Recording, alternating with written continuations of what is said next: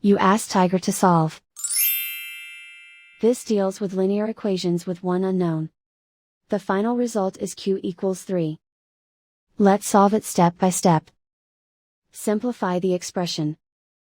Expand the parentheses. Simplify the arithmetic. Group like terms. Multiply the coefficients.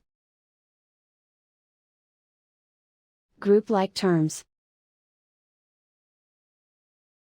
Simplify the arithmetic. Group all q terms on the left side of the equation. Subtract 5q from both sides. Group like terms. Simplify the arithmetic. Group like terms.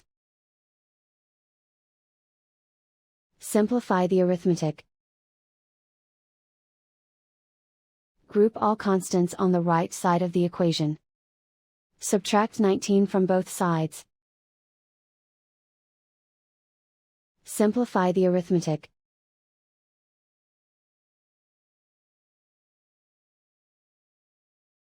Isolate the q. Divide both sides by -10. Cancel out the negatives. Simplify the fraction.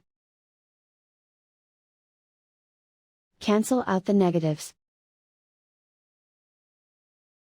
Find the greatest common factor of the numerator and denominator.